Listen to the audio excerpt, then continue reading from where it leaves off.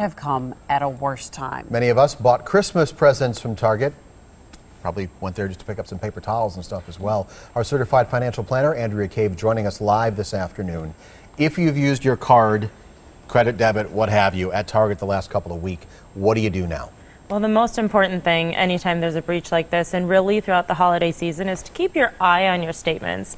Take a look, make sure there's nothing suspicious, things that you don't suspect. People tend to spend a bit more around the holiday season, but just review your statements and keep an eye on it, because you have to report something when you see it. Otherwise, you might just be out of luck.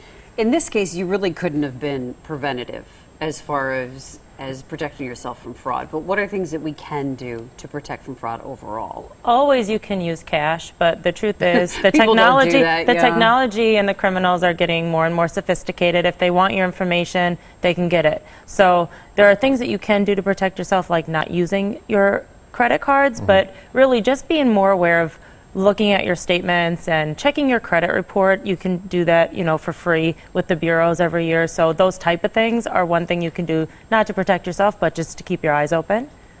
I've heard using debit too can be bad because it is tied into your checking account, whereas a credit card works differently. One of the things they did say about the breach that happened here specifically with Target is they did get credit and debit card numbers along with the security codes and some PIN numbers. So you are subject and more at risk, I guess, when you have your cash. Right. This time of year, I do recommend that people, that if they have a lot of money in their checking, move it to your savings and your money market where you're not subject to having large withdrawals if somebody does get a hold of your information. But along with your credit cards that give you some protection, bank accounts like checking and savings, they also have some security for you as well. As long as you report your claim, usually you're not responsible or liable for it. If you find something squirrely on your card, is this the time to cancel your card, or will your card company walk you through what you need to do? First, keep your eyes open. You can call your local law enforcement or the Federal Trade Commission if you need to and report it. That way you've got some type of an incident report.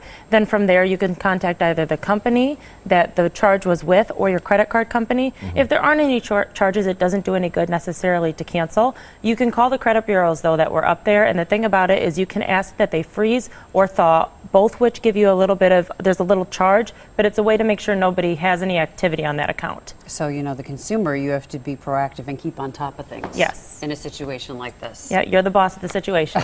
Andrea, thank you. And we showed you those credit bureaus. You can see them on our website as well. And if you have a question for any of our experts, there's the number, 967-5253.